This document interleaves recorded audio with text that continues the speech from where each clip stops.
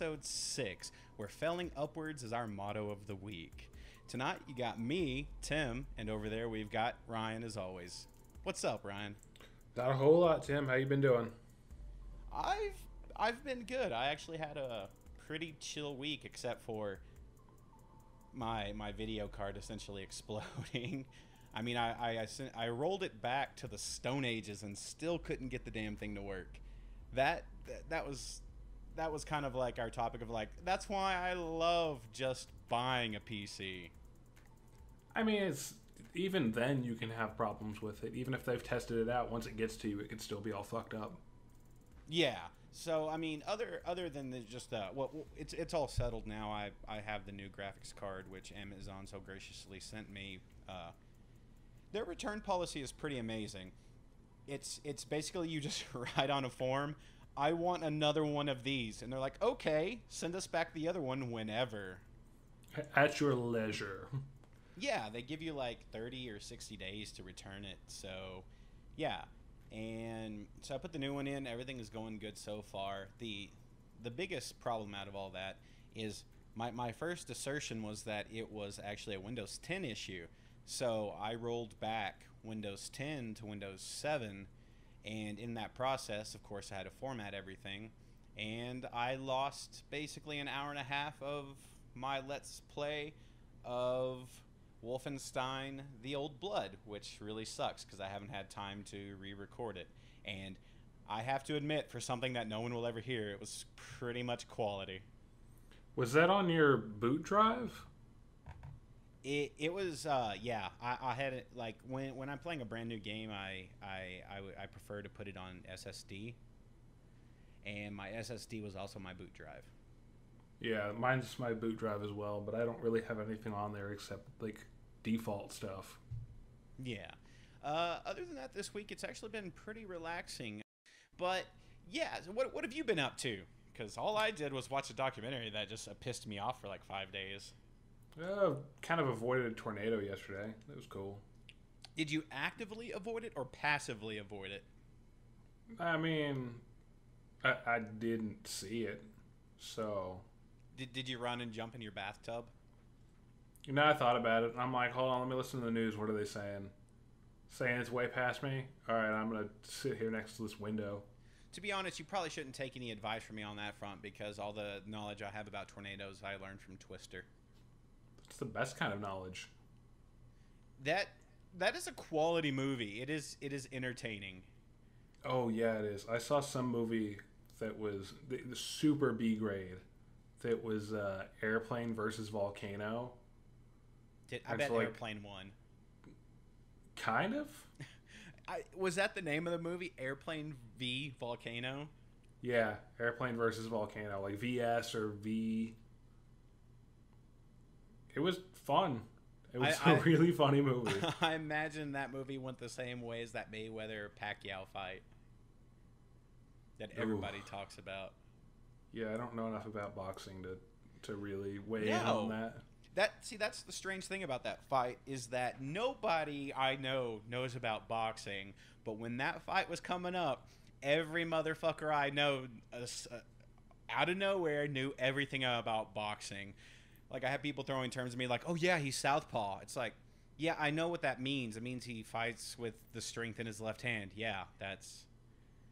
I mean, everybody knows... Cool term drop, bro. Yeah, like, I don't know anything about boxing except for, like, passive knowledge. Like, I'm pretty sure southpaw was invented by, like, Jack Dempsey way back in the day. I think that was the guy's name. But, yeah, just out of nowhere. It's great when, like, these cultural events come around that, you know, just...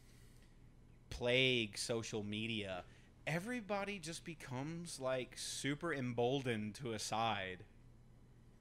Well, that and both parties involved are kind of polar opposites when it comes to some of their lifestyle choices. Right. So people kind of tend to gravitate towards one or the other, and they want to be like, oh, I want this guy to win because he's doing good, or I want this guy to win because I like what he stands for. Because I think Pacquiao posted a thing about going to church with his family on Twitter or Instagram, and then Mayweather posted something about being with a bunch of bitches. And so it was just kind of like, I don't care It's like, at all. why can't you do both? Because Like, the nuns are crazy. why can't I be with wonderful ladies Saturday night and be with my friends and then Sunday morning go to church? All is well in the world. Because hypocrisy. Middle ground, that's what it's all about. But yeah, like I think the most hilarious thing from like this fight that came up was have you ever seen those videos of 50 Cent talking shit to Mayweather? Yes, it's awesome. Yeah, because apparently Mayweather has a hard time reading. He's either dyslexic or just doesn't give a shit about it because he's worth $300 million by punching and getting punched.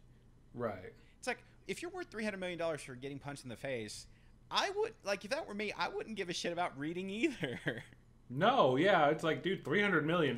Like, I don't need to read anymore. Yeah, fuck I your pay reading. people to read for me. Yeah, fuck your reading of this commercial. I'll get somebody to do it for me that sounds exactly like me. Who gives a shit? Like, Exactly. I will outsource me to some company in China. Didn't 50 Cent say he was going to give like $250,000 to some charity if he could do it? He was going to give $250,000 to a charity if Mayweather could read a page out of a Harry Potter book. And then he changed it. He was like, okay, we know that's a lot. We're asking a lot. If you can read out of a Dr. Seuss book. I think he pulled up like Green Eggs and Ham or something. Shit. But yeah, I mean, the bottom line here is if I was getting paid $300 million to get punched in the face, I wouldn't give a shit about reading. I would never read again in my life. Exactly, yeah. I would pay like, people dude, I to don't read need to to. me. Yeah, I would pay people to read to me. I would You have have a audiobooks. Right, I would have a bedtime story every night read by a model or by like some... I would pay Brad Pitt to read me a bedtime story just because I can. Brad Pitt's probably worth more than $300 million. Right, but I'm sure he would take a bedtime story for $1.5 million. That's a lot of money for a bedtime story. It is Brad Pitt. I mean, he's probably going to give you a little bit more than that. for $1.5 million, I expect to reach around by you, Pitt. Give you a little bit of a cuddle. Cuddle, I'll take a cuddle for 1.5. Yeah, and in this wonderful transition from Pitt to gaming, what have you been playing this week? Since we probably should get into gaming talk. Yeah. I downloaded a couple demos on my 3DS and played a little bit of what was that? There was some Atlas game where I had no idea what the hell was going on. Sounds like an Atlas game. I think it was Conception 2. Are you talking about that Devil Summoner game that we talked about that was releasing last week or whatever? No, it's another one. Although it's probably the same kind of game. I don't follow Atlas, so I can't say. I don't either, so I didn't know what it was about. It was something Star Children or whatever. Honestly, I haven't even turned on my 3DS lately because last time I tried, my platinum status with Club Nintendo went away, so I couldn't download that platinum game that I had. Oh. Yeah, it's just gone sucks. away. And I emailed Club Nintendo like a week ago, and I haven't heard back from them. I'm just like, hey, my code's just gone because when I signed in a few weeks ago, you know, when I was down there, and it's like, you have platinum status, pick one of these games. And I was just like, oh, I'll pick one of them later when I get home. And so when I got home, I tried, and nope, my code was gone. So I emailed no them. avail.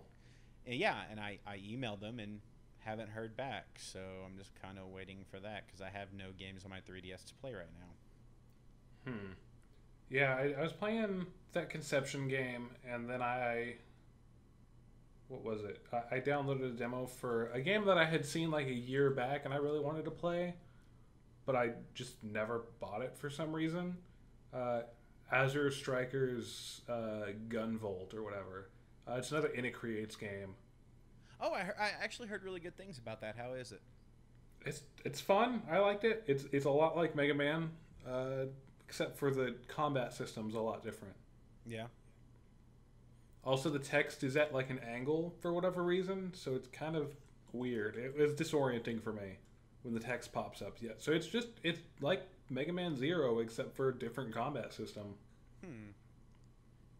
Is it? I mean, would you say it takes like a modern side to animation and is it polygons or is it pixel art or? It's pixel art. It's the Okay. same way it is on the Zero games and all that.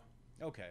Yeah, I know that there's a Gunvolt and a Gunvolt 2. I always meant to pick up them, but I honestly Two's never not got out around to yet. it. It's coming out I soon. thought Gunvolt 2 came out a few months ago. No. Okay. Nuh-uh. I know Mighty Number 9 comes out in September. Yeah, I lost a lot of interest in Mighty Number 9 after seeing the newest build of that game. I haven't seen the newest build, so I'll have to check it out. Seems really uninspired, and I hate to say that, but it looks slow is the best way to say it. It like the level design seems real basic, real simplistic, and it seems to actually have some like missing frames in the animation almost. I don't know if that'll get cleaned up. I mean, I certainly hope it will, but That could just be because of like recording it and then compression when you upload. yeah. So Hopefully, it could I be mean, a hopefully, dozen yeah. things. I mean, I don't know. I certainly hope so, but yeah, I mean, just the last build I saw of that, it didn't seem as good as the concept art dictated that game would be.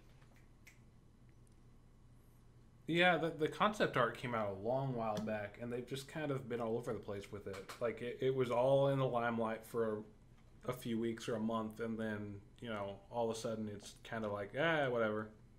Yeah. So we'll just have to see what happens. Like, I wonder if they're going to release, like, an early build of it. What's it supposed to be released on? Everything. All of the release? Yeah, I mean that game is. I mean, because they reached all the concept, the company behind it. They reached all their goals. So I mean, it's coming out for like 3DS, Vita, Wii U, PS4, PS3, 360, Xbox One, 360, PC, I think. Yeah, I mean it is coming out for absolutely everything. That'll be interesting. Yeah, let's Android see. tablet, Nokia phone. Yeah, I mean, yeah, the game is coming out for absolutely everything. Yeah, I mean, on this list it has the PS4, 3DS, Vita, One, PS3, Microsoft Windows, of course, Wii U, Xbox 360, Linux, Mac OS. So, oh my god. yeah, everything. Like, yeah. Yeah, that's right. The game was announced before the Xbox One and the PS4 were released, wasn't it? Yeah, I'm pretty sure Linus Torvalds will be super happy that the game's finally coming out for Linux. One of these days. One of these days, Linux is gonna take off in the gaming community. One of these days.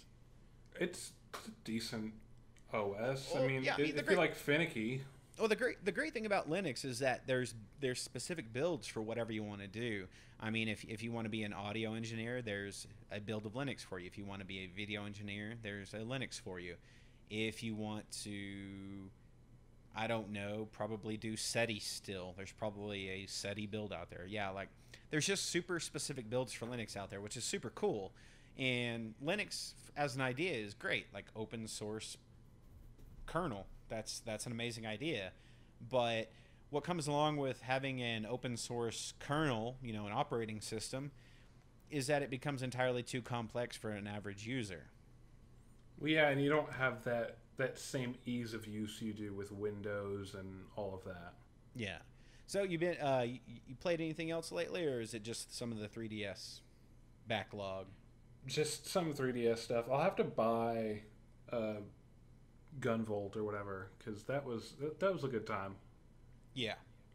And I played a little bit of Smash Bros, but not much. Just kind of catch up on it. Have you unlocked everything in Wii U Smash Bros yet? Not Wii U Smash Bros. I never got I spent all my time on the 3DS one before it came out, and like everything's unlocked on there, but I haven't gotten down to playing it on the Wii U too much. Yeah. Yeah, I really actually need to sit down and start playing that for the Wii U. I think that is a game I still have not played a lot. Like I've had a few friends over and we've kind of just casually played drunkenly, but I have not sat down to like unlock any characters, do anything. I sincerely haven't had time like with the whole, trying to get all this off the ground plus regular work plus actually playing games that interest me more right now than fighting platform game. Right. Yeah. It's just it's one of those. I think it's going to be one of those games that's just forever in my backlog until there's like 1 month where nothing comes out, and I'm like, well, I've played everything else. Because I do love the Smash Brothers games. Don't get me wrong. It's just it's never going to be one of those games that's at the forefront of my list and things I want to play. Right, yeah. But the good thing about Smash Bros. Is if you're playing it with friends, like you can still unlock everything that way. Right, but like if I've got people over that want to play games, chances are not only do they want to play Mario Kart, I want to play Mario Kart. Right. I want to play Mario Kart.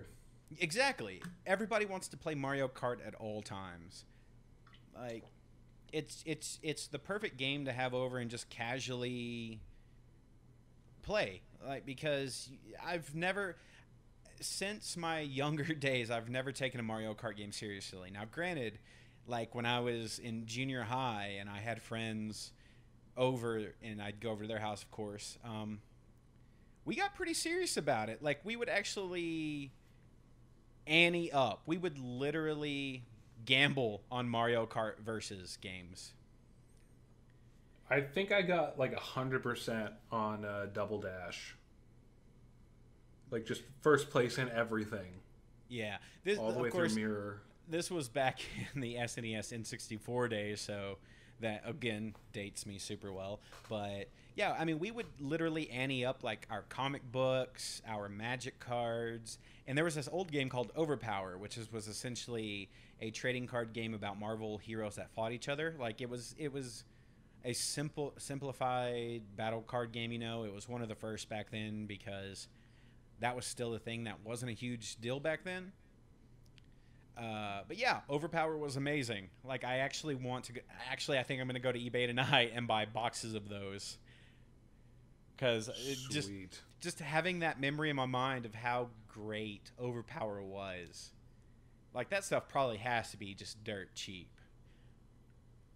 Gonna go online and it's gonna be like $4,000. Yeah, it's gonna have like this really see that's the strange thing about collectors markets, right? Like you'll be like, oh yeah, I want to go buy these really old VHS horror movies that have never been released on DVD. Like, this is a very specific story to me because there was very old horror movies that I used to watch like on USA Up All Night and stuff. That were never released on DVD and stuff. Like there's this one movie on VHS that never came out for anything else. It's called Granny, right? And yeah, super eerie movie. It's actually creepy as hell. I'm surprised it actually hasn't like gotten a big enough cult status to at least be released on DVD. But yeah, the only format is VHS. So I was like, I want to get a VHS copy, to have it. So I go online. I figure it'd be one of those like, oh, here's a horror lot of movies. Here's 50 VHS movies for like $3. Just paid $20 shipping or whatever. No, the movie Granny alone is like a $50 VHS for a used copy. Just the movie, no box? Well, yeah, there's a box. But, I'm just saying, generally you can find old VHS horror movies in these giant lots. Oh, yeah, but it's just that one? Yeah, just that one. And I was like, it made me start thinking about how weird, like, collectors markets are for things that are super weird, like the movie Granny. And it just made me realize how weird just collecting is for just about anything. And, I sat down and I looked around this room of, my video games. So I was like, this is weird. This is kind of really weird what I do. Yeah, I don't really collect anything, so it's never been... I've never had to go looking for stuff. But, like, I've kind of looked around, and I'm just like, oh... You collect, like, vape shit, like mods and stuff, don't you? Not really collect. I just have a bunch. I've just accumulated. I'm pretty sure that's what collecting is, accumulating a lot of something. Nah. I think well, okay, I don't know if collecting has the intent to have a lot of a certain thing. Yeah, collecting it's only the intent, really. You Like think I so? didn't intend to have a bunch of them. It just kind of ended up that way. Right. So I was like, oh, I want to try this out. And then you do, and it just, you put it down for a while, and you pick up something new, and it just kind of flows that way. Right. Which is kind of how collecting starts. Yeah, I think that's exactly how it starts. Just a bit. And he's like, just get a taste. Just try it out. Just a little. Oh no! I have a billion of these things now. What did I do wrong? Oh no. Oh no! I'm going to be on a television show now. Oh god, they're going to come to my house and realize I have piss in jars now. You collect piss in jars? You could probably sell that. I went down this really weird rabbit hole a few days ago of like listening to Coast to Coast AM YouTube videos. Coast to Coast is like kind of that paranormal AM show. It used to have Art Bell on it back in the late night, well, through the 90s. I don't know if you've ever heard about Coast to Coast AM. Mm-mm. Okay, really creepy show that basically deals with paranormal stuff, and I do it purely out of entertainment. I don't believe in ghosts and all that, but it's fun, right? I mean, my favorite show is X-Files, so. But I went down this real long path, and I finished at a video where a caller called in talking about his toenail collection. Oh, okay. And he said, and the host Art Bell at the time is like, how do you get a toenail collection? And the guy's reply was, well, I just kind of follow people around, and if I ever notice somebody clipping their toes, I wait until they're done and I go pick them up. And since I'm proud of my collection, I don't think it's that weird. Am I weird? And I'm just yes. Like, yeah. So weird. And he thinks he's not weird, but it is weird. I mean, it's okay to be weird. It's okay to do weird things. I mean, he's not hurting anybody, but it is weird. Like, I do weird things. Everybody does weird things. Everybody has their shit. Like, everybody's got their thing, right? Everybody's got their toenail collection. Everybody has their weird thing, but that is weird. What really made me just stop for the day and be like, I've went too far, is that he was like, one day I chose one ant, and I followed this ant for 3 hours until I lost him when he went down a manhole cover. You gotta be like some kind of bored. You've got to be some kind of something. Yeah, and he was just passively telling this story like it's just something you bring up like when you're having a beer with somebody. Didn't get any toenails today. Yeah, not looking too good. Toenails 0. Follow ant for 3 hours 1. God, it's just so odd. Yeah, like we're all weird. We're so weird, all of us. Everybody's weird. Especially my cat. Fuck you, cat. Get out of this room. You pet me too long. Now I bite you. Yeah, I don't get that. Yeah, but games. We play games, and this week, folks, this is called Drink Game Drunk. Come on. Yeah. So this week, I played Wolfenstein: The Old Blood, and it's really good. If you like Wolfenstein: The New Order, you're going to like The Old Blood. It's a prequel to the core game. I played about an hour and a half, and really good. I mean, it looks great, it plays great, but the problem is, I played it on PC. Again, it's one of those games that's just optimized to shit. We're like, ooh, I'm going to crank up some settings. Oh, never mind. Oh, no, I'm not. Despite the fact of having this muscle on a muscle of a PC, nope, can't run it at Ultra because it's not basically optimized. The highest end GPU you can have. Yeah, and it's ridiculous that games. I mean, I can understand why, because they have limited resources, They're putting it out for PS4, Xbox One, probably the old generation too. I think it was an old gen game also. So, you know, they have all these divisions working on it, you know, division of labor and all that. So you can't really have a dedicated core optimizing one thing for, you know, and PC gaming, you know, when you look at the numbers, is kind of not as big as console gaming. And No, yeah, that's where the market is. Like, that's where they make all their money. yeah, I mean, console gaming is you know, for years and years and years, there's been people looking at the market shouting doom and gloom, and we'll talk about that here real soon. But yeah, when the PS4 has been out not even 2 years now, and it's already sold, I think, damn near 30 million units. Yeah, console gaming is well and alive, and developers are going to put their assets towards a division that has 30 million units, as opposed to people who have super powerful PCs, which are handful of millions, maybe, if that. Yeah, you can't really optimize things for PC that easily unless it's exclusively PC. Yeah. Which almost nothing is these days that's not like an indie title. Yeah, and I mean, other than, you know, playing, you know, Wolfenstein this week, you know, I've just been dealing with, you know, the PC issue. Like I said, I sat down for hours for 2 days straight just trying to roll back drivers, take out Windows 10, move back to Windows 7. I disabled audio drivers to see if I was having an error, because, you know, when you install a GPU, it also kind of installs its own audio software drivers. Yeah, because it has the HDMI and the DVI. Yeah, so, you know, I was trying to disable that because also, you know, on my Mobo, like most modern Mobos, they also have a, you know, a Creative Sound Blaster driver. It's always integrated, something right, integrated. Yeah. So, you know, I was trying to disable this, enable that, and so I went back to my 660M. Yeah, a mobile NVIDIA card, yeah, so what? And wait, that's a mobile card? Yeah, because, you know, I had that Alienware, which was a super low profile case and everything.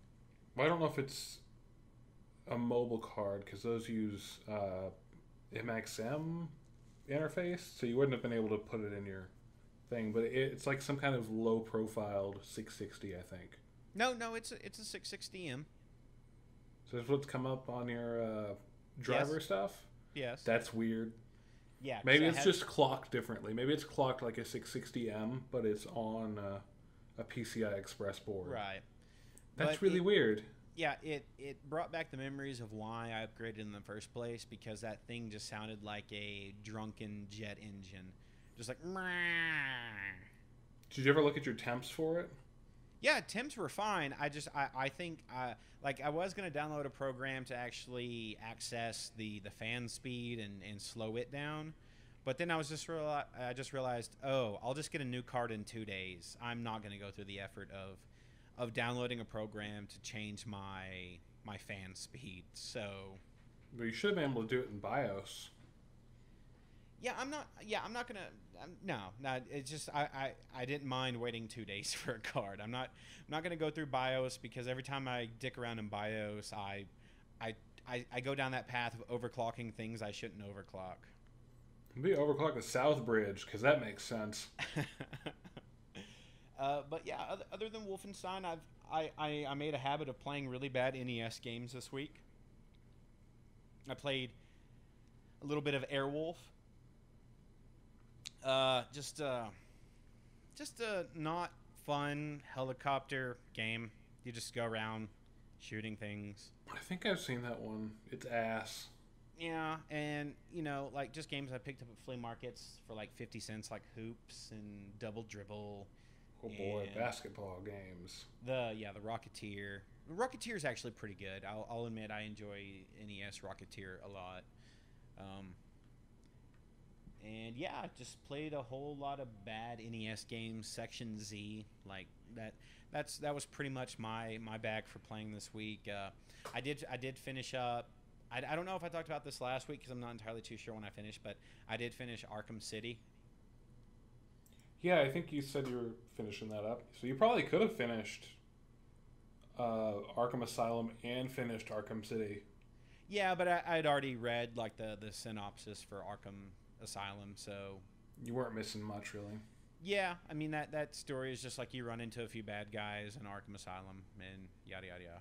You beat Joker in the end. Oh my god, no way. Yeah, but yeah, Arkham City, super good. It's a direct opposite. It's a polar opposite of Arkham Origins. Like I don't know what happened there, but yeah, I think I talked a little bit about it last week, but I finished it up. Started playing a little bit of what the hell is that game? Log into Steam real quick. It's that horror game that was released about a year ago now. Let me look at my list real quick. I totally forgot. I don't remember. It's not there. A year ago? Grim Fandango. Nope. Not Yes. Evil Within. Yeah. Close Evil enough. Within. It's from the same dude who did a few Resident Evil games and stuff. I'm not good with names of producers and all that, but so far that's pretty good. It's okay. I mean, it's not. In as much as I love horror films, I've never been a huge fan of horror games. Yeah, horror games, it's like, maybe. I don't know. Yeah, Not really. I'd really like to give Alien Isolation a try. I'll probably pick that up and play that a little bit once it goes on sale. I think I've seen it down to like $9.99 already, so I'll pick that up on the next sell around. Yeah, it's typically down there somewhere. Yeah, that game dropped in price super quick. I don't even think that game's been out 8 months. I think they had a version of it out before, didn't they? No, like an alpha. No. There was a older game that was created by the Borderlands people. What is Gearbox? They did that really shitty game, Colonial Marines. The AVP branch off game. No, it was just called Aliens Colonial Marines. It was a super bad game that was released maybe 2 years ago. Oh, yeah, I remember that. Oh, yeah, Gearbox got a lot of shit for that because they kind of misappropriated funds and nobody really knows where the money went. And Randy Pitchford kind of was just like, fuck you guys, whatever. My money. Yeah, my money now. Fuck you, Sega. Because that's pretty much what just everybody says about Sega. Yeah, Sega doesn't... They don't know what's life anymore, really. No. Yeah, which actually kind of leads us right into the first news topic, unless there was anything else you played this week that you wanted to throw out there. No, unfortunately, that's it so far. I beat both demos, so I'm just like, well, I'm stuck now. Give me more demos. Demos are great. I remember the olden days of, like, every PC game having a demo, and you used to buy, like, a PC Gamer magazine. It just came with, like, a disc chock full of demos. Like, I miss that period. Because all the games are too damn big now. You can't fit a decent enough demo on a disc. Yeah. Even if you did, like, you'd have Blu-rays, but nobody's got Blu-ray right. It's like on this for the computer anymore. On this DVD drive, we had enough for the textures, so you can look at them. Here's part of a texture pack. Right. The 4K texture pack. Here's a WAD that you can load in a program and look at, but it's just the WAD file. Also, the program's $600. So guess what, Ryan? I've got one word for you. One word. Konami? Ko-fucking-nami. That's not the first article on the list. It is not the first article, but it's the one that is closely resembling a segue from Sega. Because they're both companies that done fucked up. Hardcore, like, oh my god. Like, I thought last week we were in, like, some shit. Right, yeah. What I didn't realize is, like, last week it was essentially Arnold Schwarzenegger wading deep in mud Predator. This week it's full-on Danny Glover Alien Spaceship Predator 2 bullshit. Like, Predator 2 was so bad. Like this week, I have heard the death rattle of a company's gaming division. I heard it and weeped. Like Konami is in that death spin right now where it's done fucked up so much that it's just lashing out at everybody and everything. Yeah, like, no, fuck you, I'm fine. Yeah, I don't need any help. Right. It's the drunk person at like last call. No, just I'm good at drive. Just give me my fucking keys. And then Konami gets behind the wheel and then plows through a playground. At 2 in the afternoon. Yeah, and gets out and just starts, I'm fine. And there's like a stop sign rammed through their head. I'm fine. I just need to sleep it off. Fuck and it you. Splits somebody's baby open and swallows everything inside of it. Konami has not even metaphorically shit the bed. They've just literally shit their gaming bed. Everywhere. All over the place. Yeah, it's the scene from Train Spotting. Like Konami woke up and it's like, oh my god, I'm covered in shit. What do I do now? Like, nope, I'm just gonna roll around in it. Like, there's nothing else to do. Like, I get that Konami has other divisions and that's where they make the most of their money. But if you're Konami right now, why not just sell off the shit that other people so desperately want to work on? Like, you have a plethora of golden licenses. Like, you have IP that people would pay out the ass for. And I guess maybe it's kind of their one in the chamber, like in case they ever want to come back to gaming. But the way they've acted the past few weeks, I don't think they ever want to have a gaming division anymore. I mean, it seems obvious that they burned their bridge with Kojima. Yeah, he's been silent for a while. Yeah, that guy had one last Twitter where he was like, I'm getting on a helicopter, peace out. And I think that was like his last message to the world. This just in, Konami killed Kojima. Right. Metal Gear 6 is just like, it's no longer Foxhound. It's just like infiltrating Konami, trying to get Kojima out of Konami. Like, yeah, I mean, not only that, but, you know, last week we talked about Guillermo del Toro saying, like, you know, the new Silent Hills is gone. On top of this, they're now sending out, cease and desist orders to people who are, like, giving them shit on the internet on YouTube videos. Which doesn't mean anything. No, but they're lashing out at, like, whatever goodwill Konami had from people who remembered growing up with Konami, that's gone now because you're lashing wildly at the few supporters you still have. It was like, you know, you have those people in the back like, Konami will come back. They will. They'll come back. No, they're fine. They just need a little help. They need a little breathing room. They need to take a nappy nap. They'll need be some okay. time to themselves. Yeah, no, they're dead. Like, not Konami as a company, but Konami as a gaming division. It seems like they've killed off just their gaming division as a whole. No, they shot it. It's dead and buried. Yeah, I don't see it coming back at all. Yeah, they took the dead horse they beat, they put it on the train tracks, had a train run over it, back over it, and then throw out a Molotov cocktail on it, and then laugh as it burned. And then they use some thermite on the rest of it. Yeah, I mean they're totally done with that brand. And what I don't get is I can look around this room right now and see so many Konami treasures. Just see so many games that's like, that's what we're left with. Like, that was a game. It was good. How come you can't do that again? Right. Do it again. Just do that again.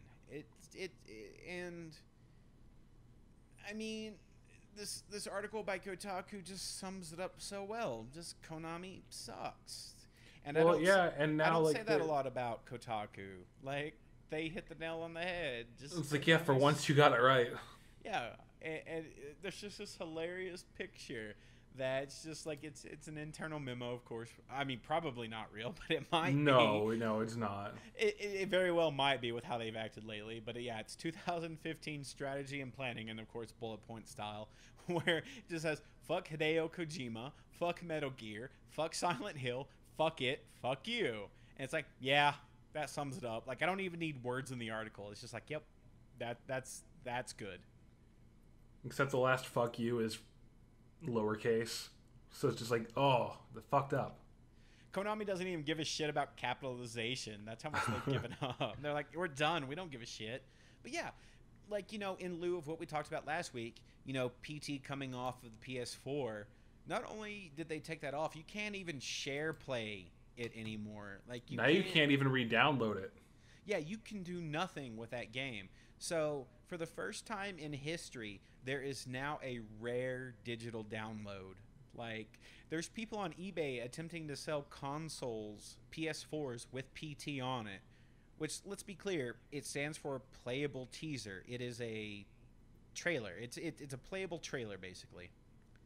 And yeah, which is weird because it has nothing to do with the actual gameplay of what the game was supposed to really be. Assumedly. Like, I mean, nobody really knows because there's nothing about Silent Hills out there except for this playable teaser. But yeah, I mean, people are selling PS4s with PT on them for, I believe, I saw some consoles, like, actually, this is, you know, sold consoles, not bidding consoles. These are things that are already sold for like $650. Like, a PS4 is $400, so the value of a digital playable teaser is $250 plus, because you can't download it anymore. So it's not as bad as Flappy Bird. I don't think any of those actually sold. Like, I don't think so.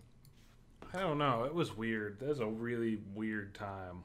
Yeah, that was just super weird because it was a guy just like, I don't want to make any more money. It just... Well, his life was endangered. Was it? Yeah, he's in Honduras, I think. He's in some very small, like, dangerous Asian country where it's like the average wage is like $200 a year. Oh, and he made a few million overnight, basically. Yeah, so it's just like, oh, okay. Like, people will come after you for fair enough. Even a tiny chunk of money. I thought maybe he was in danger of, like, money collapsing on him because he was worth so much. Yeah, it's like, dude, when you make that much money in a week, you're just like, holy shit, what happened? And, like, you've never seen more than $100 at a time. Right. You are a drug lord without doing all the illegal shit. Like, you win. You're done. And people get pissed. Because they think it's unfair. It's kind of the crabs, you know, they pull themselves down again. Yeah. They wouldn't be able to be happy for them.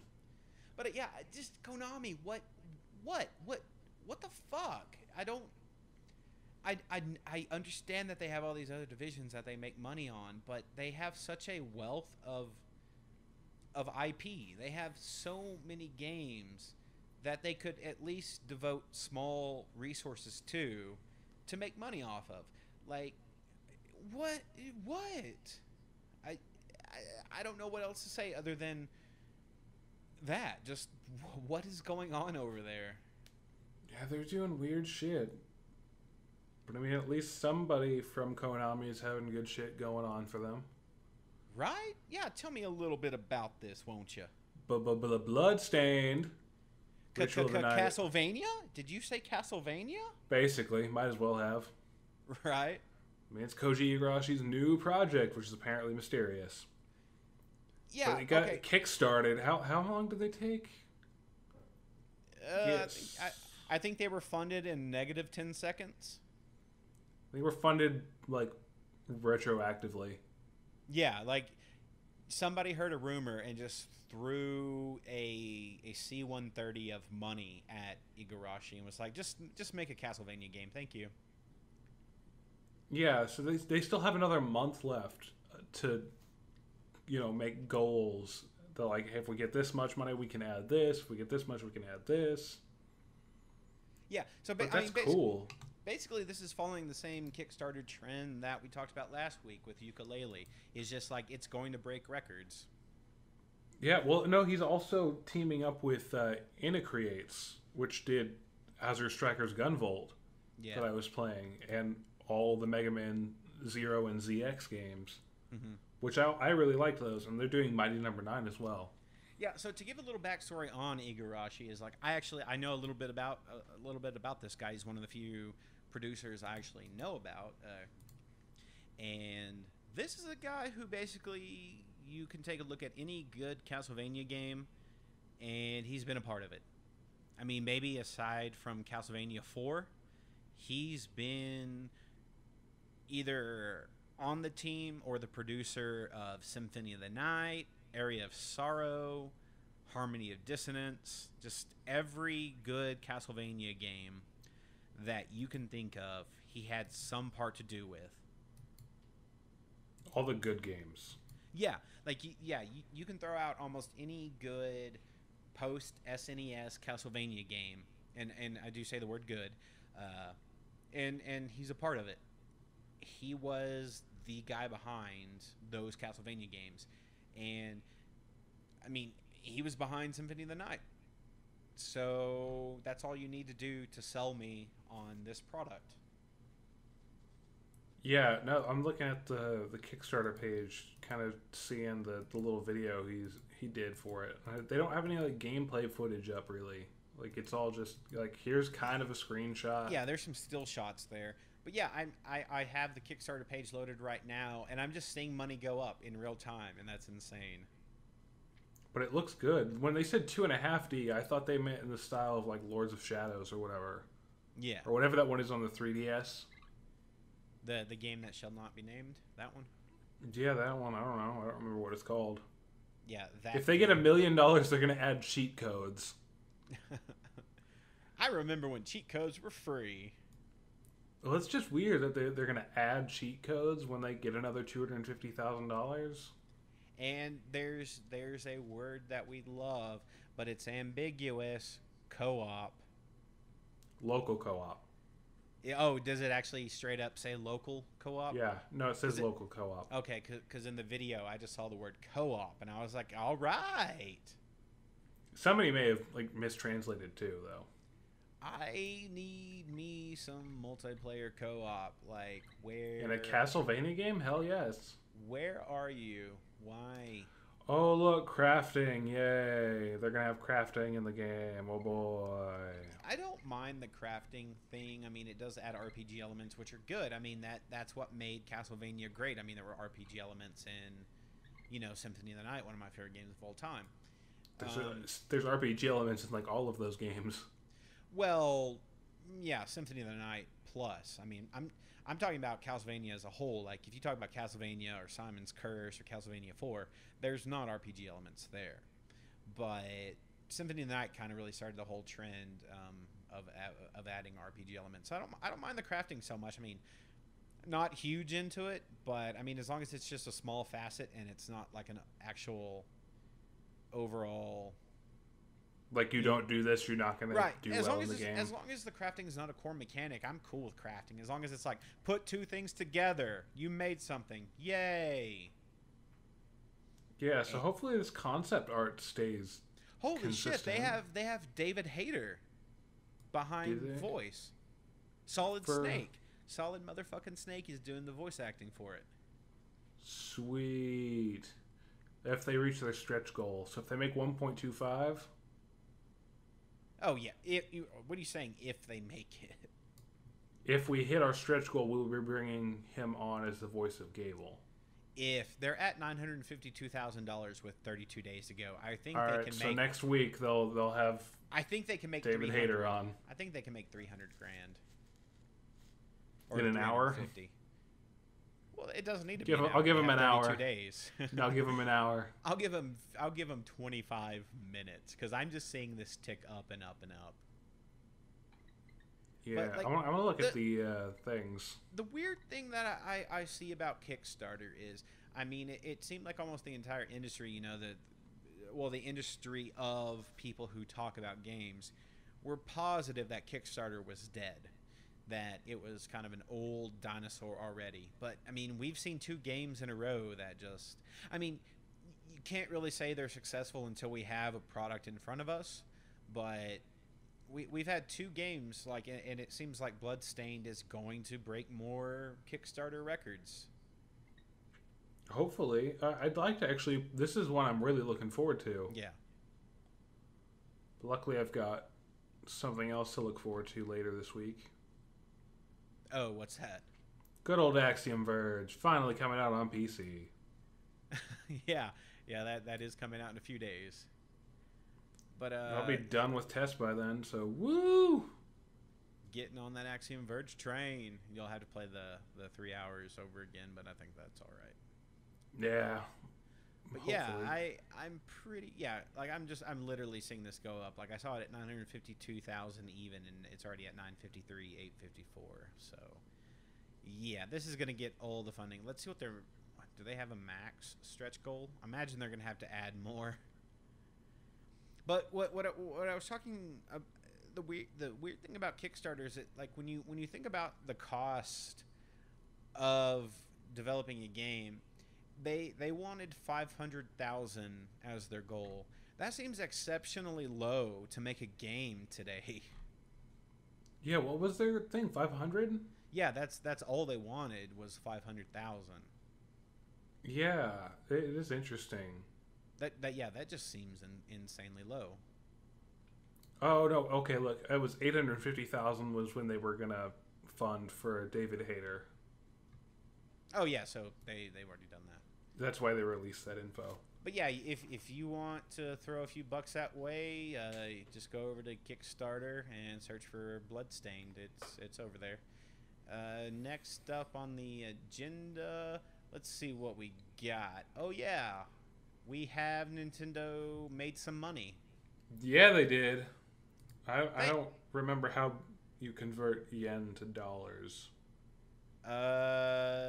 The strength of the yen versus the dollar right now is they've managed to make so much money like on the strength of the dollar versus the yen, or vice versa, the weakness of the yen versus the dollar. That's where a lot of this profit is coming from, is just the straight conversion, because they're selling boatloads of things in America right now. Mm-hmm.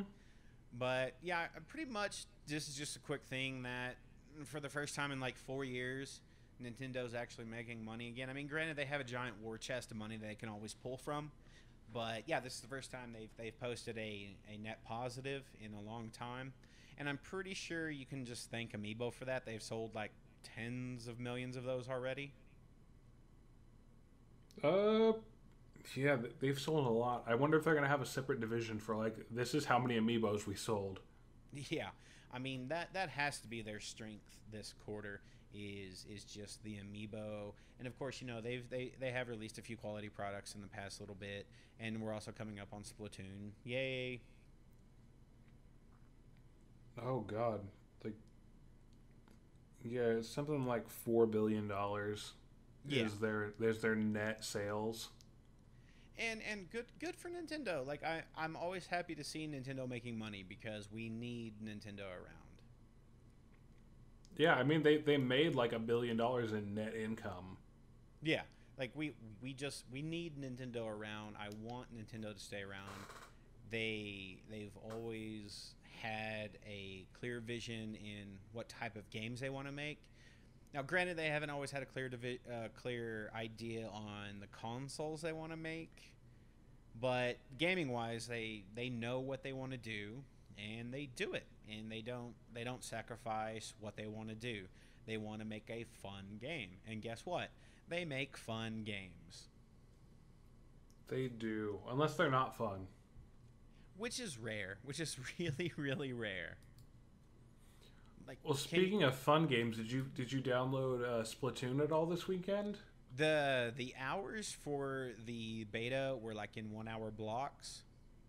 I think it was 4 a.m., 12 p.m., and 4 p.m. again. Yeah, ain't no fucking way that I'm setting aside time to do that for a beta test. Like, if it was just a 3-day block, like, play whenever you want, great, I'll do that. But no, like, once I saw thought that's what it was going to be, and I'm like, oh, never mind. Yeah, like, when I heard the news and I sent you that initial thing, and I was like, awesome. Like, both of us can get down on some Splatoon, see how this game's going to operate. And then they're like, oh, no, we're just doing 3 test brackets, and it's going to be an hour each. Like, one of them was like Friday night from 7 to 8, I was busy around that time, couldn't do it. Saturday morning from like 4 to 5. Like, I don't even wake up that fucking early for work. I'm not waking up that early for Splatoon. I think that was just because they were doing it and they wanted people all over to be able to grab a bit of it. Yeah, totally cool. That's absolutely fair. But our brackets of it, they had 3 1-hour brackets to play, and it's just like I can set aside time if you're just like, here's 3 days, play it as much as you want. I think they were testing their servers too. Yeah, but because if you get that, you can see how everything's working from all angles, rather than like, oh guys, we want all of you to be able to play this, and then unload it on everybody at once, and then they can't play it and everybody's pissed. Right, but that's still a better stress test than not. I don't know. But yeah, it's just those 3 brackets of time, like it's impossible for me. Like I would have loved to play the game, don't get me wrong, but I'm not waking up at that time. When did this game come out? Like, it should be out like in the next month, right? Yeah, it's coming out within like I think it's 2 weeks from now. Sweet, we can get down on some of that. I think it's going to be somewhere in... I mean, Nintendo releases games on a Friday, so it's either going to be the 22nd or the 29th. It is this month, though. Hopefully next week. I don't think it's going to be next week. Let me... Oh, then probably the 29th, huh? Let me just... Well, you can just pull it up. I mean, internet, right? Nah. It is coming out May 29th in North America. Yeah, so it's going to be the last Friday of this month. Balls. Yeah, I mean, we'll still be able to find time, but I mean, it's not going to be a problem for us because we can just load up Skype and basically have the same setup we do for the podcast or any of our videos. I mean, we can just talk through there. But yeah, I'm still confuzzled by the entire core conceit of not having some type of chat system set up for at least like people who are actually your friends on this game. Yeah, I mean, the gamepad already has a microphone. Yeah, it's nuts. So it's kind of like, and you're basically forced to use the gamepad if you're single player. Yeah. So, like, if you're the only one playing and you're online or whatever, like that, I don't understand really why you couldn't just add that functionality. I mean, I get that they want a family-friendly, fun experience, alliteration, but there's sometimes that creates too many artificial blocks between people who genuinely don't want to call each other really offensive terms. Like just have a more stringent banning policy then, like, you know. I don't know, they tried that, like we had that discussion last week about banning, just like, oh, here, banned, everybody banned. Yeah. So it's kind of one of those weird things where, like, if you ban somebody for that, like, how do you really police it? Right. Yeah. Like, do you have to have somebody on every single game, or do you record everything? Well, I mean, the NSA does it. Can't be too hard, right? Ew. Whoa. But yeah, it's just I wish there was some system in place for maybe a independent party chat that you could just join and, you know, have individual control over it by having like a vote ban system or something. You know, have levels of authoritativeship. I don't know. I mean, think about it this way: everybody's got a cell phone now, or some other way to contact somebody. So you could really just like call somebody up and be like, "Hey." Yeah. I mean, like, but that again, that kind of takes away one of the core tenets of online gaming is meeting new people and becoming friends with new people. Like, to go into a Splatoon game and actually have, you know, some party chat, you already have to know a core group of players. I mean, that's not going to be a big problem for you and I, but, you know, the Wii's not really a social console, so it's already hard on that front, and it's just going to get a little harder now in this game. Yeah, I mean, it's one of those things we'll just have to see what they do, because they may add it in a patch. You never know. Yeah. And, I mean, we're keeping on our Nintendo kicks, and, we'll definitely keep up with Splatoon stuff. We'll both definitely be playing that, and I'm sure it's going to be awesome for what it is. But, it's still good to bring up the negative qualities in something because, that might really affect the game overall. But we don't know until we sit down and actually play it. So, but yeah, there was this really interesting article in a website that I'm pretty dismissive about, maybe unfairly, but I think it's pretty fair. It's kind of saddening because it has two of my favorite video game personalities, the McElroy brothers, McElroy brothers, sorry. But so Brian Crescente, don't care, wrote an opinion piece. Of course, granted, it's opinion. People are entitled to their opinions, but this seems like a super bad opinion. Yeah, it's not. It's kind of an old opinion too. Like it's easily debunked. Like, okay, so the opinion piece is the tagline is, and it seems so clickbaity that it's kind of offensive on that level. But yeah, it is clickbait. The console needs to die, and Nintendo should be the one to pull the trigger. Nintendo needs to old yeller the console market, and it's an article, of course, that, like, I'm just going to go ahead and say it's half-assed to begin with, because he gives a short overview of the history of gaming, going all the way back to the Magnavox Odyssey, saying games have been around, and then he basically gets to the point where he's speculative on what the NX even is, which I don't understand how the NX has shot up in, like, talking about it as much as people do, considering the only news we have on the NX is that it's a thing that is in development. That's it. Yeah, it's like, hey, we're making it. Cool. Let's all talk about it. Yeah, but we, of course, Sony and Microsoft are also making their next consoles, because guess what? The turnaround cycle on that shit is once they release a console, hell, probably even before they release a console, they're already working on their next one. Yeah, they usually are.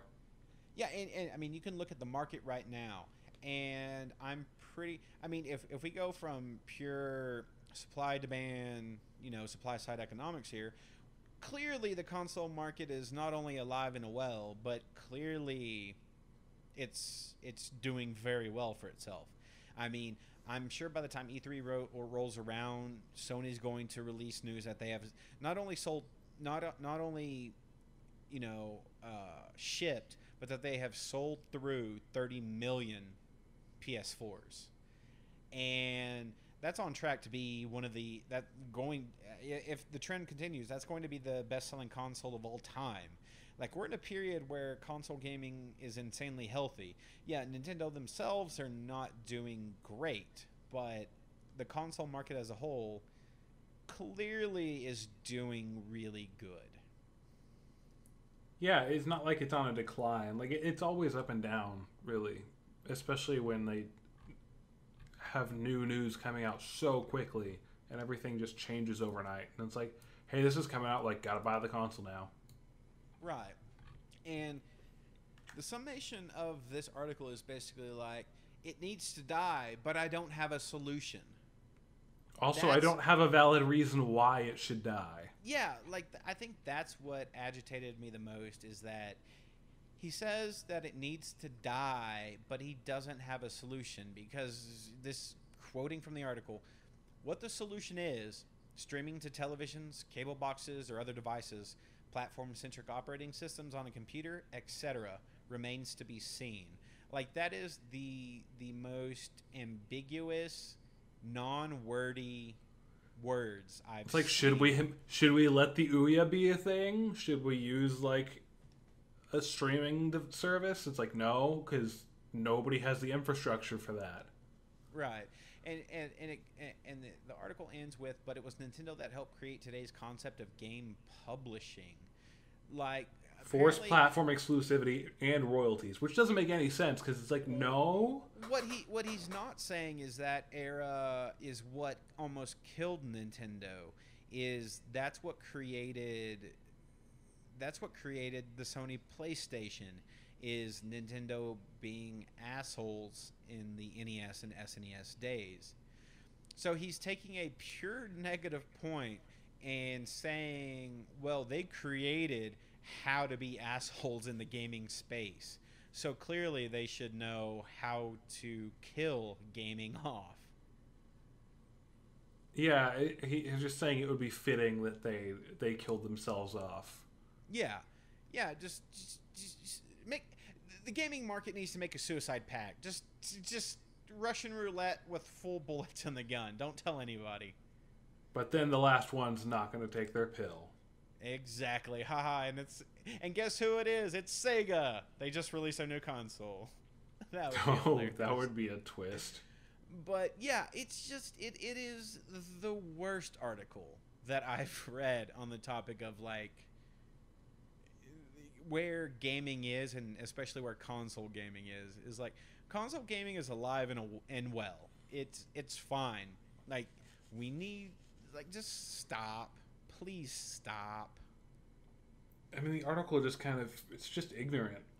It doesn't really know what he's talking about. It might be 500 words, but it's so clickbaity and unnecessary. Like, I get that it's an opinion piece, and with having your entire revenue being ad generated, like, you've just got to put out content regardless if it's stupid or not.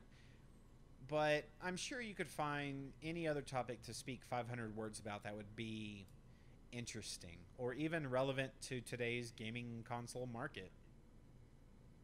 Yeah, it has no relevancy saying that they should kill off console gaming. Like, there's no point to it. Like, what do you hope to accomplish? And my biggest problem with it is, like, these articles are all over the internet. Like, so many people are saying, like, you know, like, not only just like console gaming is dead and that it should die, but also, you know, rest in peace, Nintendo. Nintendo's dead.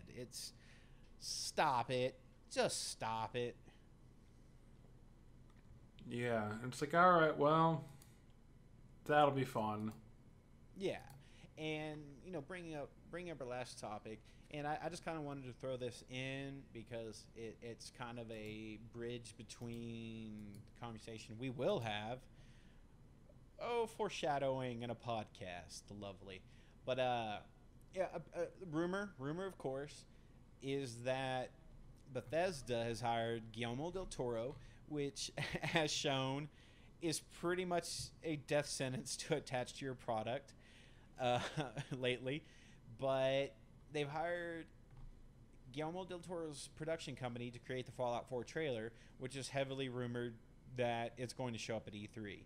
And despite this being a rumor and not really being anything important, it's Fallout 4. Yeah, I want everybody to tweet Guillermo del Toro and tell him not to kill Fallout 4. Right, because that game's probably been in development for like 6 years. Please don't kill it now.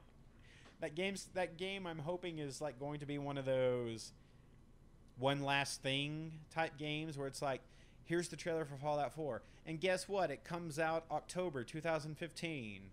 It comes out next week. They pulled the Sega Saturn thing where it's like, and it's on store shelves now. Like, oh, that's a bad idea. You shouldn't do that. Oh, that killed Sega. Forgot. But no, like that would be awesome. Is like show a trailer for, you know, Fallout 4, which is probably my most highly anticipated game for a game that's hasn't even been announced yet. It's just, you know, rumors have circulated forever that last E3 they were going to show it. Rumors already circulating that they're going to show it here. It's just, I just want Fallout 4. Can I just have it? Can you just give it to me? Yeah, maybe next week. I will mainline that straight into my eyeball if you just give it to me now. I'll be playing that for a long time. But yeah, it's just, I want Fallout 4, and it seems like attaching anything to Guillermo del Toro is kind of a bad idea right now. Unless it has to do with super crazy imagery that he made up. Right, I mean, he's been attached to 2 video games, and both of those have died a very swift and sad death. Which other one was he attached to? There was a game that was actually going to revolve around like some core concepts that he had. I forget anything about it other than it was going to be produced by Guillermo del Toro, and I believe it got sacked because the company, the publisher went bankrupt. Huh. So So he sucked the soul out of the company. He did, and that's how he creates such vivid imagery and such palatable stories, is that he sucks the energy out of everything, and then he pushes it all into what he really wants to do. Which is eat. Guillermo del Toro is a succubus. That's pretty cool. First. That's hardcore. I like it. That leads us into our next topic, where we'll be talking about our top 10 games of all time. But before that, we're going to go ahead and take ourselves a little break, and we'll be right back where I discuss one of my top 10 games.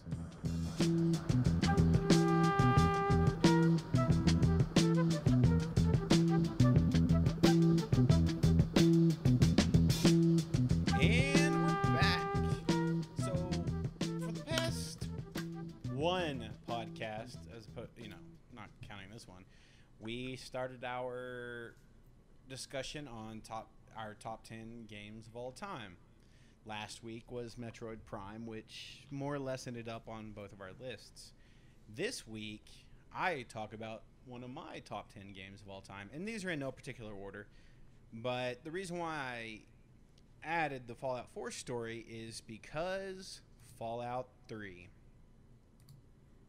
Which is interesting because I never played Fallout 3. I have New Vegas, but I didn't really get into it because I was just like, can't really sit down and really get into this. Really? Like, it didn't tickle your fancy? It didn't suck me in like I thought it would. It was weird. Okay, we'll start this off with talking about the bad about Fallout 3. And there's two main things that I think are really bad in Fallout 3. Almost to the point where it was hard for me to get past it. The beginning and the ending. Everything in between the hour number 2 and everything before hour 70 in my playtime. Perfect. Loved the game. It was the perfect first-person realization of the Fallout series. I'm a huge Fallout fan. I remember playing the original Fallout on my friend Matt's house way back in early high school. Probably my sophomore year. And just completely enraptured by the game, enraptured by its depth, its personality, its brutality, and how hard the game was. And the setting was just amazing. And I think Fallout 3 was the perfect realization of the Fallout series in kind of a modern storytelling device, which is first-person shooter. Which is a really difficult kind of medium to go through for storytelling. It's good in some aspects, and others it's not. Well, I mean, even Romero, the essential creator of the first-person shooter, more or less. I mean, he said that it's the easiest medium to tell your story. It's the easiest medium to work with because it's the one that relates to us. Because of course, that's kind of how we see. It's the best way to give a character agency over the world. And Fallout 3 was, I think, kind of the perfect realization of the melding of the first person with RPG. Because the RPG elements were important and you could get real deep into that rabbit hole. But also, if you super enjoyed our first-person shooters, you could kind of bypass the RPG elements and just play a shooter.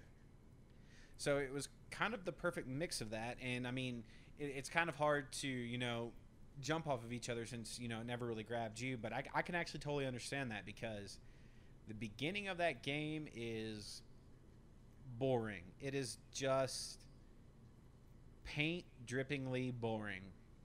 You're introduced into the world as a baby. You're in one of the vaults, and you basically go through the early childhood development. Like, it's almost like it's like a 50s educational video, an edutainment video. And of course, what it's like to grow up. Yeah. And on top of that, the game kind of starts at your birthday party, and the snakes, the vault gang, because the game kind of does its best to, like, mimic kind of almost like a 50s, if the world had ended in the 50s kind of aesthetic. Like everything died and yeah, we're rebuilding.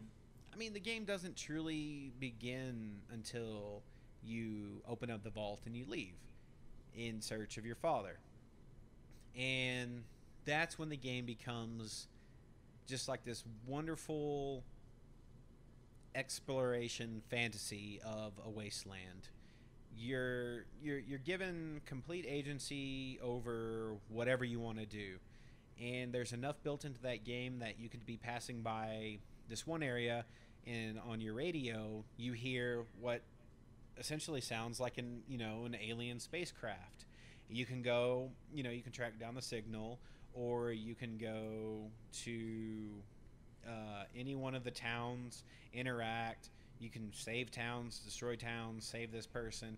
What I found so interesting about it at the time, and what I still find interesting about it, is that depending on when you did certain things, you could walk into a situation that just completely goes like Italian Job. Like, it just goes crazy as shit, and you just walked into it. You're like, oh, there's two people holding each other at gunpoint right now, and now I'm involved in this, and I have to either just kill both of them or try to find out a narrative device to fix this problem. And it's fun. It is I think the most wonderfully realized open world game. Like, I thought Skyrim was okay.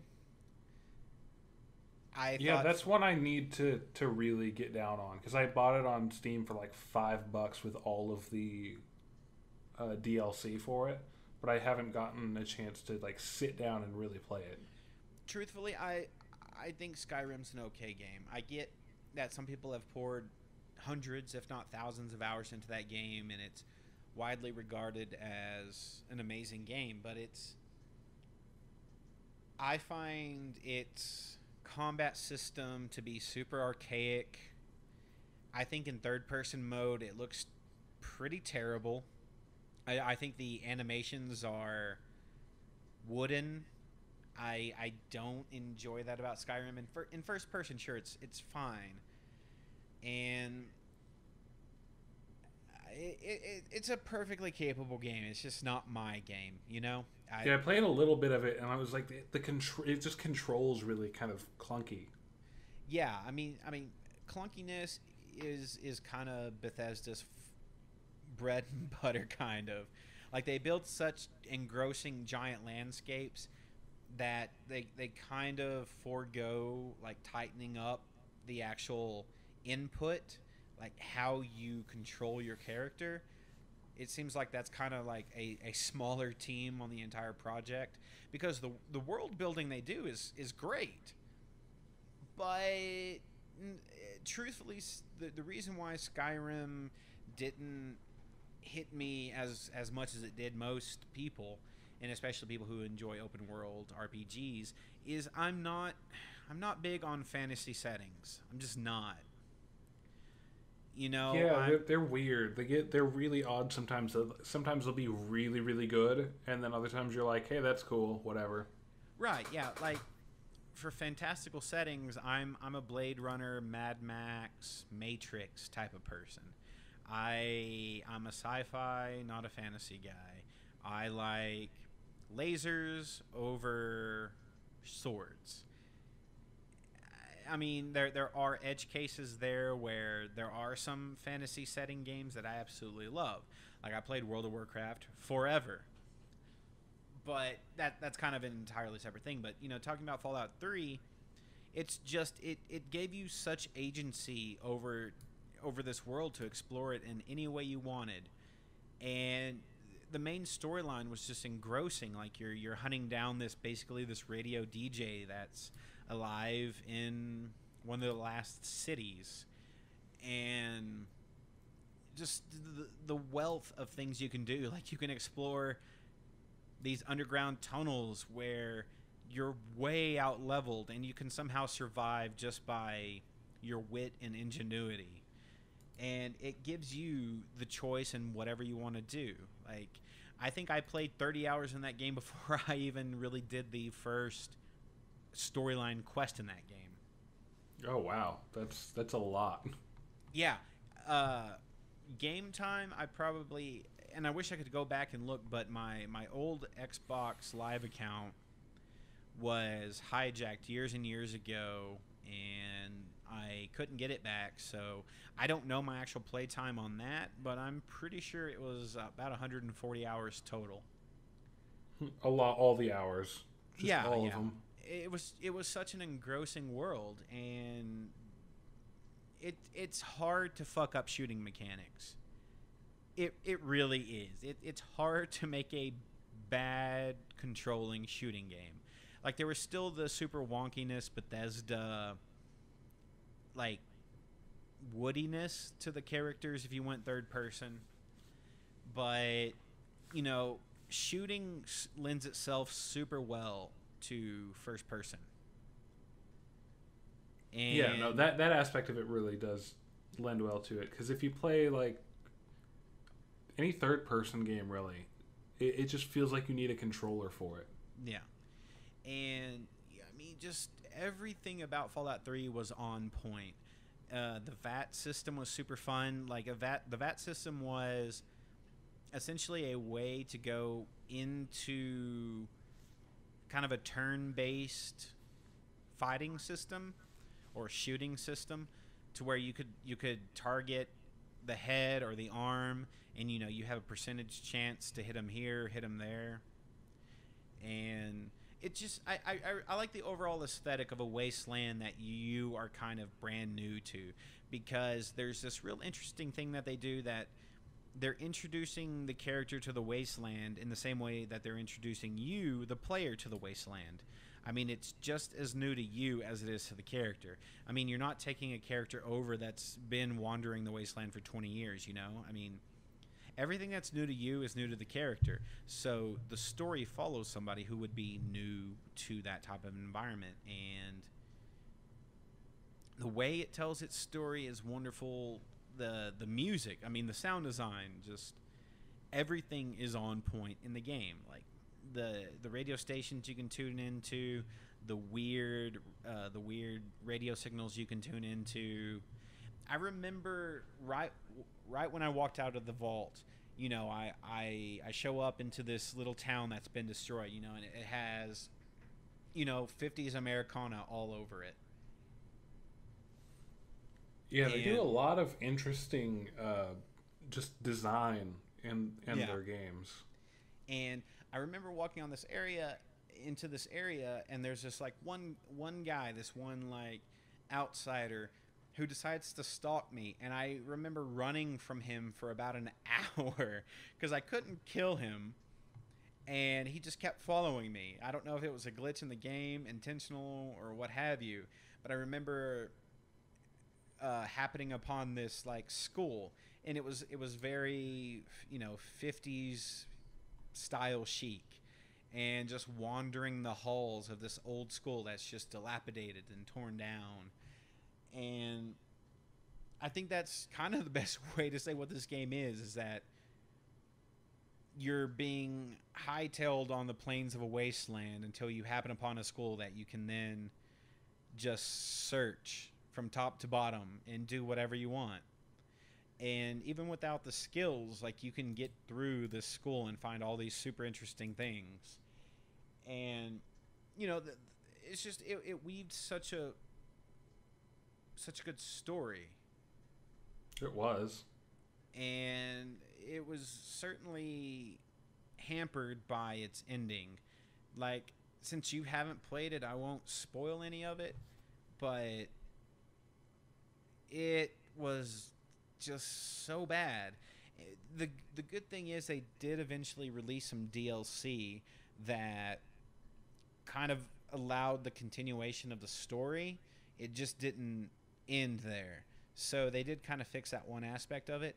And, you know, for as much crap as we give DLC now, I think it was one of the games that put out super quality DLC. Like, it actually put out really good DLC. And, you know, just the summation of the game is just like it. I mean, you can probably see it going into any message board, like how ravenous people are for Fallout 4.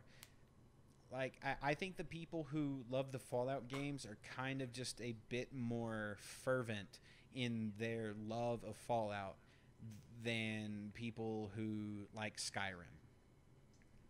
Yeah, people who like Skyrim really like modding the game and doing crazy things with it. Right. But I don't see as much modding for Fallout 3. I don't know if they had the ability to do that. But, like, I don't see that all over the place like I do with Skyrim. Right. Well, and Fallout 3, of course, is a lot older, too, by several years. Yeah, so you would think that somebody would try to add something for that, but I don't. I guess that maybe they don't have the packs out for it.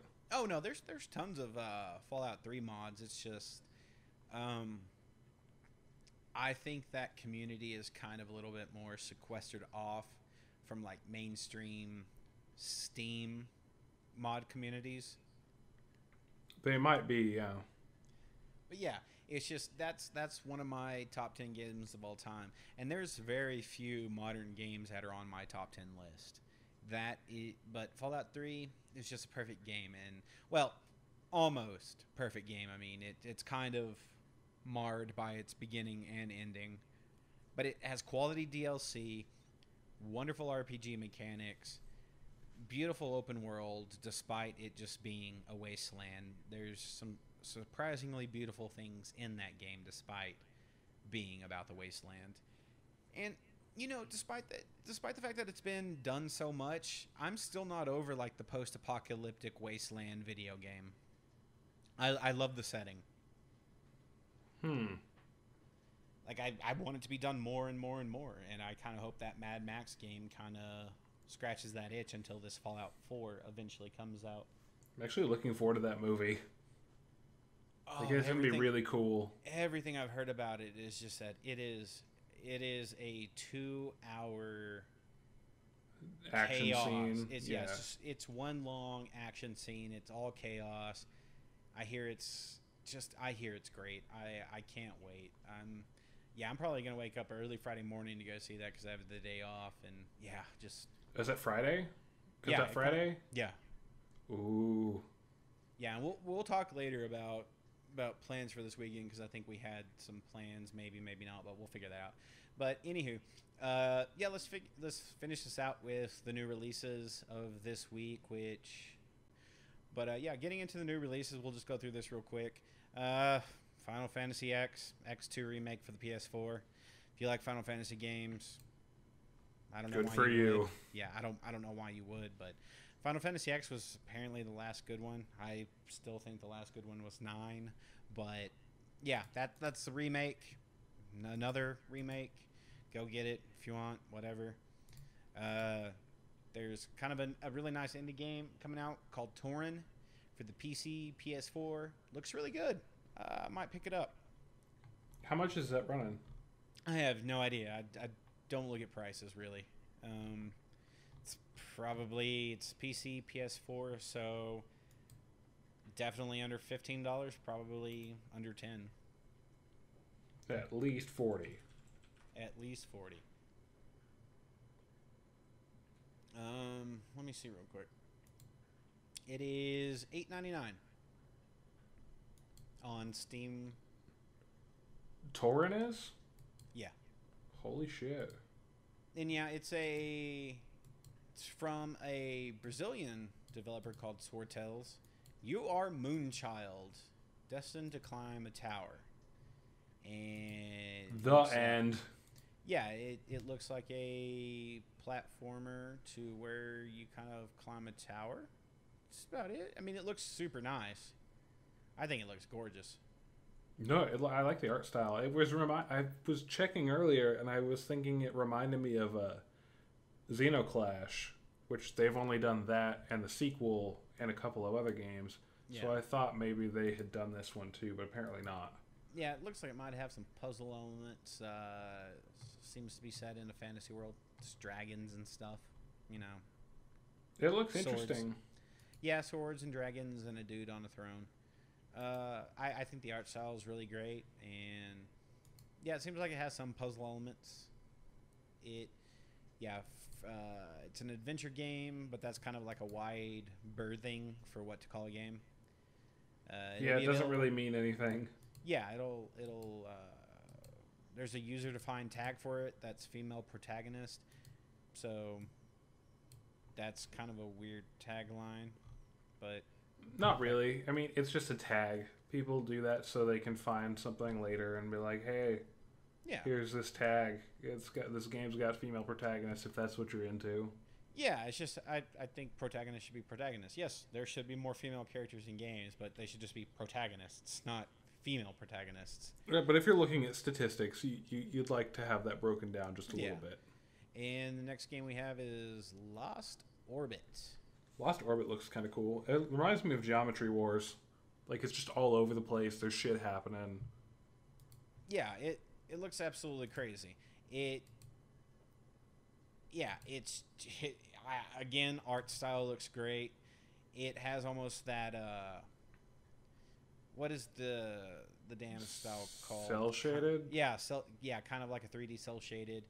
It's a top-down view. You're a little orbiting guy in a spacesuit. Giant head. Yeah, super giant head. You're flying through, trying to avoid obstacles, and shoot stuff. It reminds me of a game on just with kind of like how you're dodging stuff and kind of get fast-paced and whatnot that I have on iOS. I totally forgot what the game's called though. Yeah. Let me look at it real quick.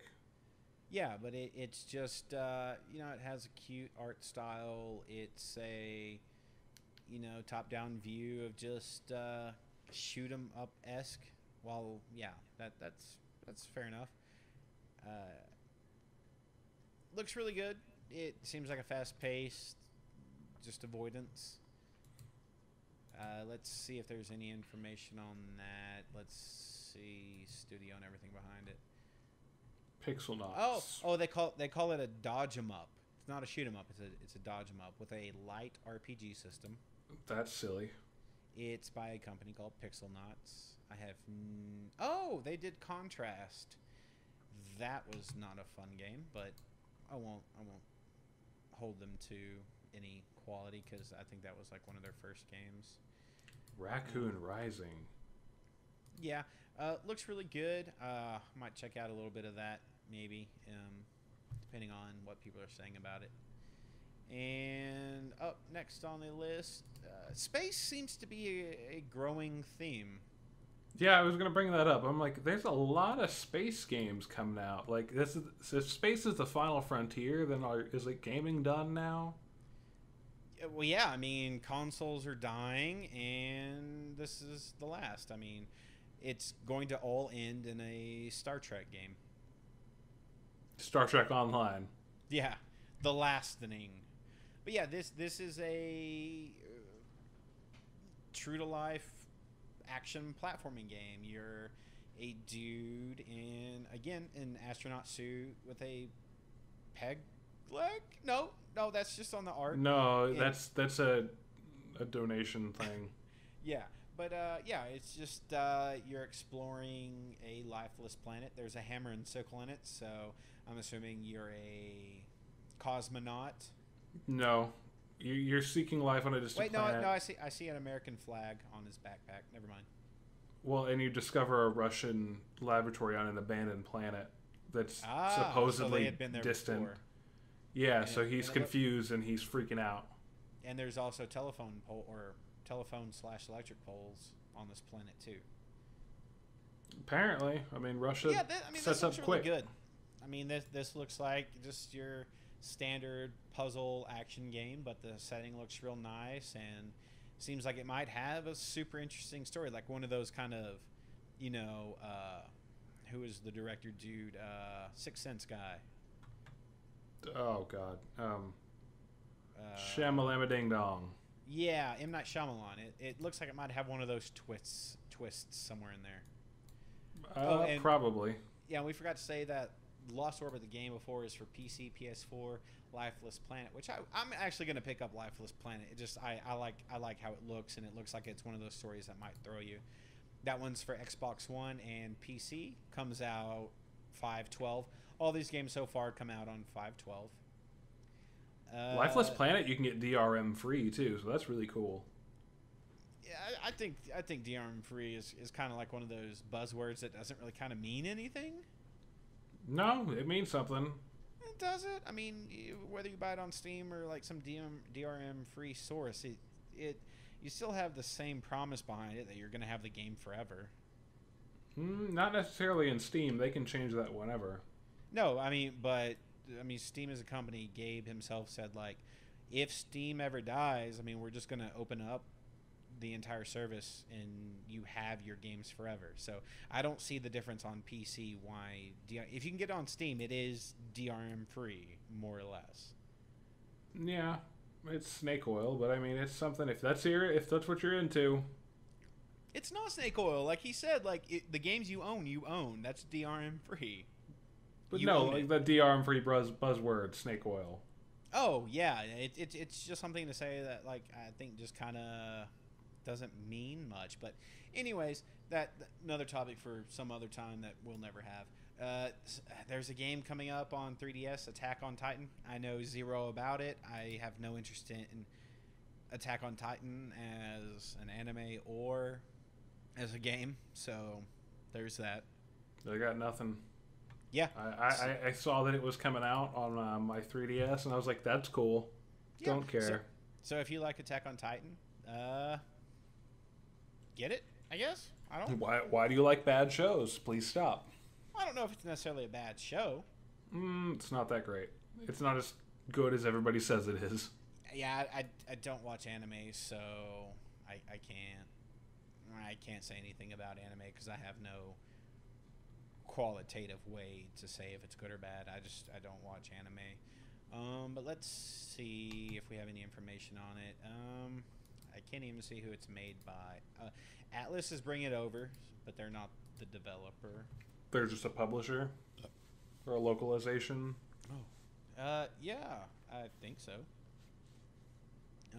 Trying to figure out nothing. I'm getting no information other than Attack on Titan, Humanity in Chains is coming to the West, May 2015. Atlas is bringing it over here, and I'm sure that's just because it's wildly popular. Yeah, it's pretty popular. Yeah, okay, so that's a game coming out. If you like it, get it. Cool. Next game, Nihilumbra. For the Wii U, iPhone, iPad, PC, and Vita.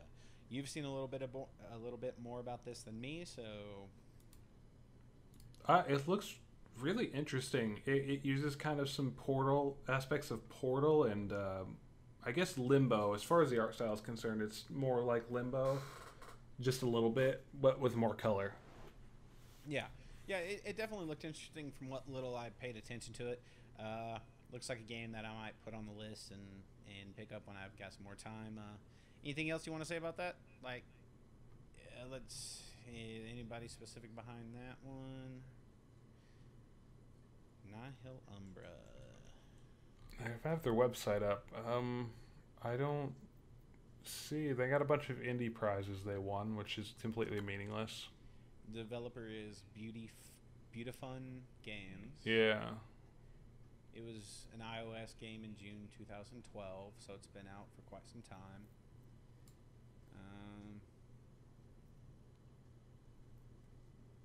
Let's see, it looks good. That's about all we can say. I'm always a little concerned with iOS games going to full platform games because the translation doesn't always work out well.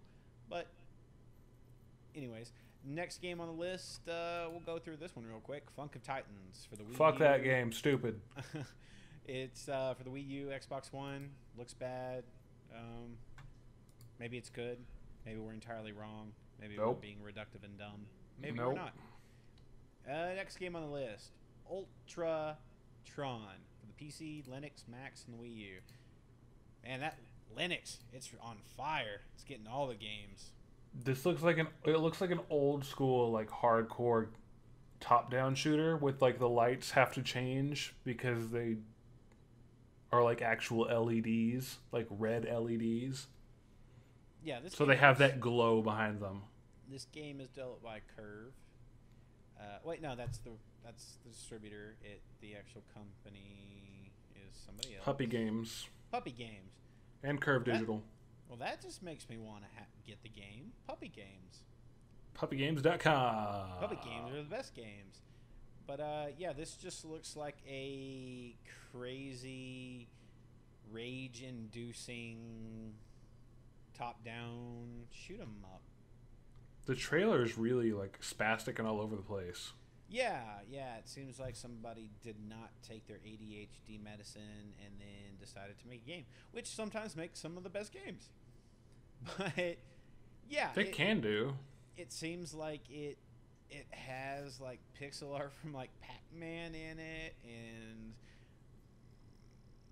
there's a point system, and you shoot stuff, and that's what you got. $10, go buy it. It's a tiny little robot. Robots are cool. It's a Robotron remake. Robots Last Frontier. Final Frontier. Space robots. You got the space and these robots. Yeah, if you like robots, go get it. And last on the list, Axiom Verge comes out this Thursday, the 14th, on PC. Finally. So gonna play it. It's a super good game. Everybody should own that game. Even if you don't like Metroidvanias, just buy it anyways. Give them money. Yeah, just give them money. Send them a hooker. I don't know. Send them both male and female hookers because you don't know what they like. You don't want to judge. You don't want to make snap judgments like that. No. We here at Drink Game Drunk are cool with whatever you want to do. Unless it's make bad games. Don't do that. And if you do things illegal, only do one illegal thing at a time. It's the surest way to never get caught. Doing illegal stuff's illegal. Don't do it. Don't compound the illegal stuff. Just do it one at a time. Isn't that neat? But don't even do it one at a time because it's illegal. Also, don't do it. Just don't do it. We don't condone illegal things. It's a good idea. Unless it's smoking that sweet, sweet dank. Shh, it's not Drink Game Dank. Axiom Verge. Like it. Go do it. But yeah, like just buy Axiom Verge. Like, just do it. I'm gonna, but it's not out yet.